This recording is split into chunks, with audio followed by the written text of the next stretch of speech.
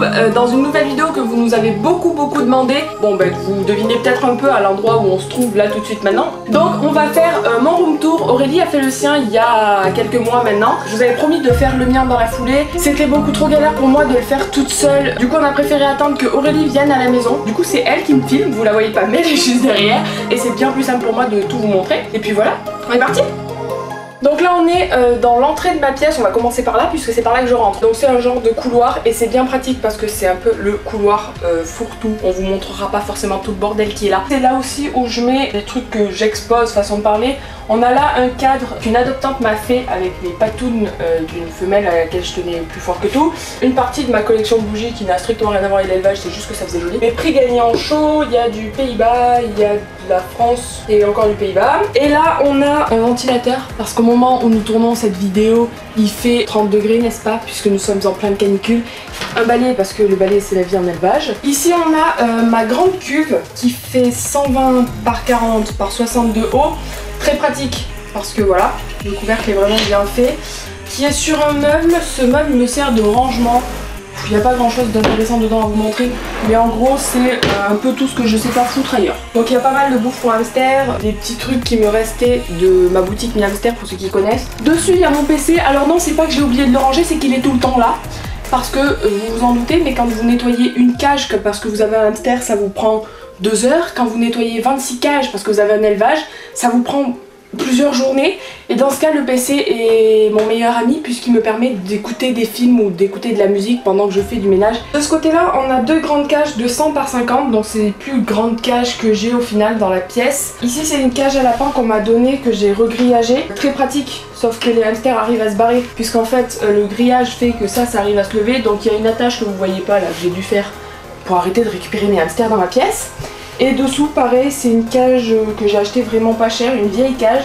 Vraiment pas pratique mais qui dépanne. Je dis vraiment pas pratique parce qu'elle a pas de grande porte en fait. Donc vraiment pas simple, en plus elle est pas très haute. Et en haut ça c'est un mini terrarium qui là actuellement, vous voyez tout ce qu'il y a à l'intérieur est dégueulasse parce qu'en fait je m'en sers pour stocker les trucs que je dois nettoyer, que je fais pas à l'instant T mais que je prévois de faire dans la semaine quoi.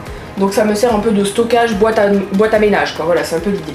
De ce côté là on a 3 bean cage façon de parler plates qui me servent pour 2-3 choses. Ça me sert pour les cages de quarantaine, ça me sert pour les mises bas des Campbell, ça me sert également pour les mises en groupe des Campbell et ça me sert pour trier certaines de mes souris.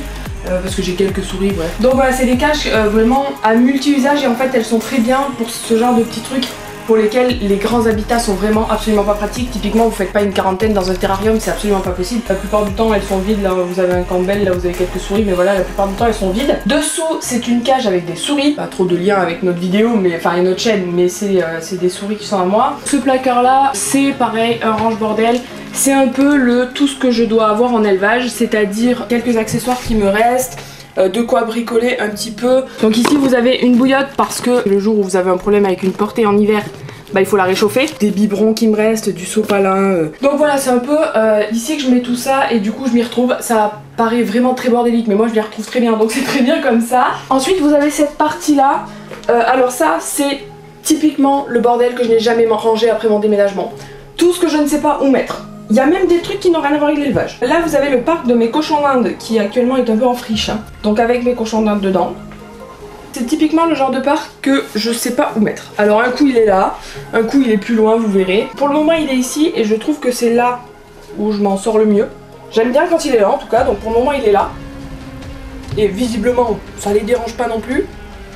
Donc c'est très bien. Juste à côté, pareil, vous avez un tiroir qui à une époque était mon tiroir santé etc des animaux. Aujourd'hui c'est un tiroir un placard que je pense que je vais vider et escamper hein, parce que clairement il sert plus à grand chose. De ce côté là vous allez avoir une forte lumière, d'un coup fermez les yeux. De ce côté là il y a ma première fenêtre, il y a un coussin de mes chats, il y a les dodos sales de mes cochons d'Inde que je dois laver, je les ai enlevés hier donc il faut que je les lave. Bon bah des poubelles, on a toujours des poubelles en élevage, parce qu'à chaque fois que vous nettoyez une cage vous avez 14 poubelles. Dans cette malle il y a des sacs de graines qui servent à l'alimentation pour les hamsters pour faire simple. Donc vous en avez aussi là. Là il y a un sac poubelle, je dois partir à la déchetterie. Là vous avez des sacs, dedans il y a des fleurs que je ramasse, que je fais sécher en fait. Voilà pour faire le mélange de mes hamsters. Donc ça c'est dans des sacs en papier parce que sachez-le si vous faites sécher des fleurs ou des légumes, gardez-les dans des sacs en papier, c'est ce qui les conserve le mieux. Ici vous avez mon sac de foin et dans ce seau il y a de l'aliment pour les cochons d'Inde, donc rien à voir avec la vidéo d'aujourd'hui, mais je vous le dis quand même. Mes spots, souvent vous me demandez comment on fait nos photos, alors on vous a fait une vidéo mais en effet on a des spots lumineux, il n'y a pas de secret, on a des spots et des bons appareils. Là au milieu de ma pièce on a une table. L'aquarium bambou c'est un mâle souris qui vient de l'élevage The Orphe Mouse Free. Au-dessus les boîtes c'est pas moi, c'est Aurélie qui est là actuellement mais à la base elles sont pas là.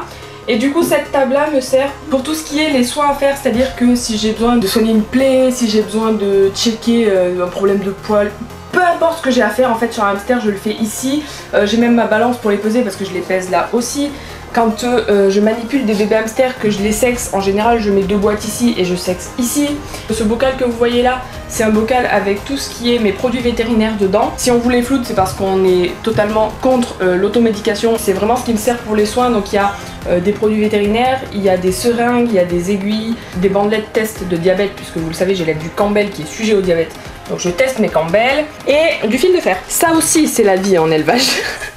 Ça répare tout ça. Après on a le début de mes cages, de mes vraies cages disons. Ici c'est des cages que je me sers pour des cohabitations ou des hamsters qui sont réservés et qui doivent partir incessamment sous peu.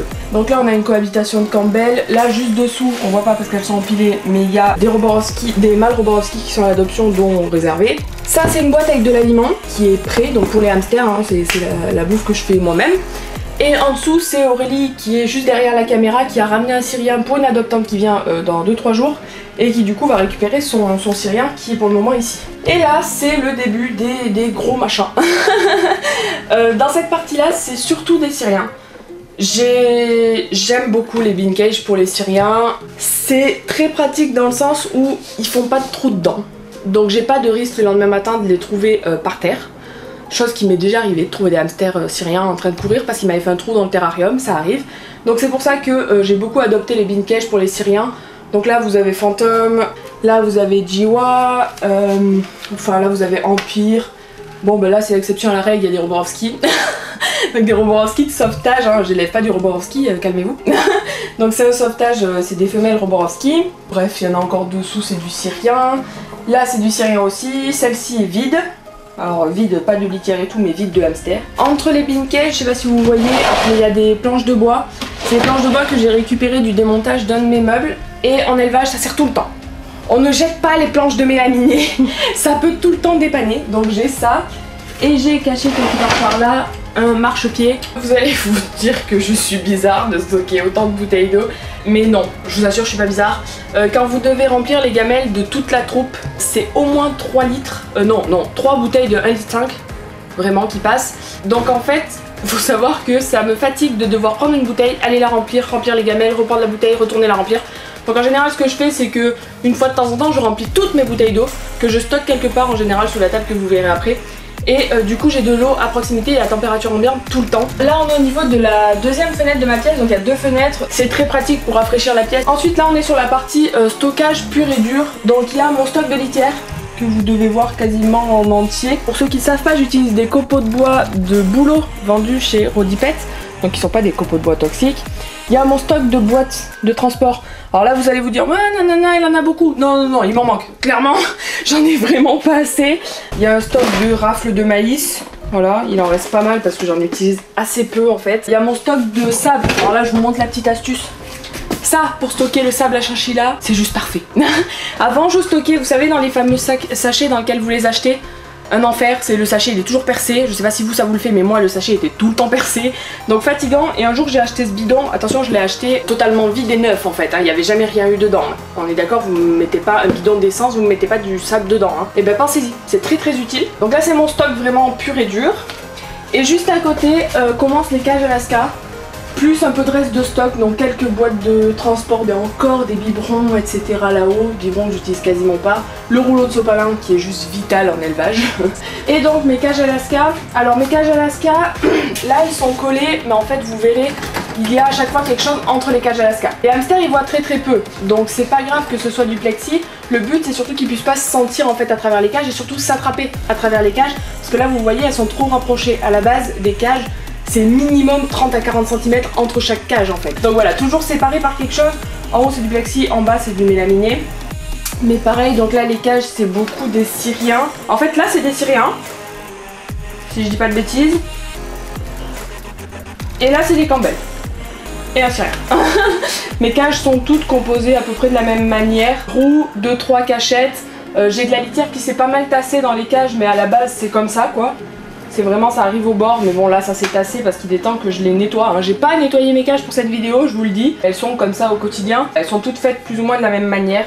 Avec tunnel, sans tunnel, mais en tout cas il y a forcément 2 cachettes. Au moins 2 cachettes par habitat.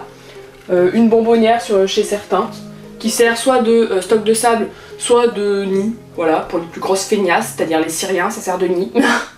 Et voilà pour les Alaska. À côté on a mes terrariums que j'ai fait moi-même avec mes petites mains. Ça m'a pris pas mal de temps. En haut pareil c'est du stock de bean cage que vous avez vu tout à l'heure, les bean cage plates. Les petites comme ça me servent pas vraiment. Elles me servaient à l'époque où j'avais pas mal de souris. Maintenant elles me servent pas vraiment, je me sers quasiment que des grosses en fait. D'ailleurs il n'y en a qu'une là, les autres sont déjà toutes là-bas. La cage là évidemment c'est des cages pas adaptées. Non je m'en sers moins pour ça, mais qui me servaient à l'époque de cage de quarantaine aussi, ou de séparation d'urgence pour des bébés. Une visseuse, perceuse, dévisseuse, je vous assure que ça aussi, vous vous rendez pas compte, mais quand vous avez un élevage, c'est plus qu'utile. C'est le genre d'endroit où je vais quasiment jamais chercher quelque chose, mais je préfère quand même les avoir à portée de main. Et dessous donc c'est tous mes terrariums faits par mes petites mains, comme je le disais. Les deux d'en haut sont vides. Pourquoi il y en a un qui est peint et l'autre pas peint? Parce qu'il y en a un j'avais pas trop la flemme et l'autre j'avais la flemme. Dans l'idée c'est ça. Et dans les terrariums pour le coup je mets exclusivement du hamster nain. Donc mes Campbell. Il y a quasiment tous des Campbell sauf dans celui-ci où il y a un hybride. Je mets vraiment que des Campbell parce qu'un Syrien passe à travers. En fait ce terrarium a un trou, ce terrarium a un trou, ce terrarium a un trou, ce terrarium a un trou parce que j'ai mis des Syriens dedans. Pour faire simple c'est ça. Donc maintenant il n'y a que des Campbell. Que des Campbell et des nains. Pour les meubles là, ils font 75 par 55 par 200 de haut. Du coup, plus ou moins, grosso modo, 50, 50, 50, 50. Donc c'est des terrariums qui font pas 80 par 50 parce qu'ils font 55 de large en fait. Donc si vous faites 75 par 55, ça colle au niveau centimètre carré. Chaque meuble a été fait d'une traite en fait. Les vitres, pour ceux qui veulent en faire, les vitres c'est du 4 mm. En dessous de 4 mm, vous oubliez. Pour mettre du Campbell à la limite, mais si vous prenez du 2-3 mm pour du Syrien, il les ouvre. Il n'y a aucun problème, c'est vraiment pas assez lourd. C'est du fait maison, je suis pas menuisière, donc voilà, ça marche plus ou moins bien. Par exemple, Aurélie est incapable d'ouvrir ce terrarium. Elle rigole derrière la caméra, mais elle sait que c'est vrai. Donc c'est tout pour les terrariums. Et pour arriver à la fin, si ceci est une fin, c'est nul comme fin j'avoue.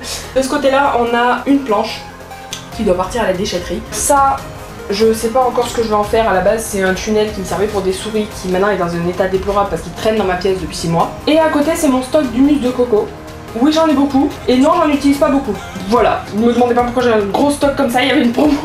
Je pense que c'est surtout ça. Et puis je pense qu'on a fait le tour. Je vous ai enfin fait ce room tour, enfin on vous a enfin fait ce room tour parce que je l'ai pas fait toute seule. J'espère que ça vous a plu, n'hésitez pas à me donner votre avis s'il y a des trucs que vous trouvez vous pas pratiques ou des petites techniques que j'utilise que vous utilisez aussi alors que vous avez peu de hamsters, c'est le genre de trucs qui nous intriguent parce que oui, ça fait longtemps qu'on n'a pas eu peu de hamsters. Donc ça nous fait bizarre. N'oubliez pas comme d'habitude de liker si ça vous a plu, de commenter ça même si ça vous plaît pas, ça nous intéresse de le savoir, de vous abonner si c'est pas déjà fait. On a passé les 6000 abonnés, c'est un truc de fou, de partager les vidéos parce que mine de rien c'est comme ça qu'on partage les informations, c'est comme ça qu'on fait circuler les bonnes informations. J'ai bien dit les bonnes informations parce qu'on partage pas les infos, oui. Et puis voilà, nous on se retrouve dans une prochaine vidéo, ciao.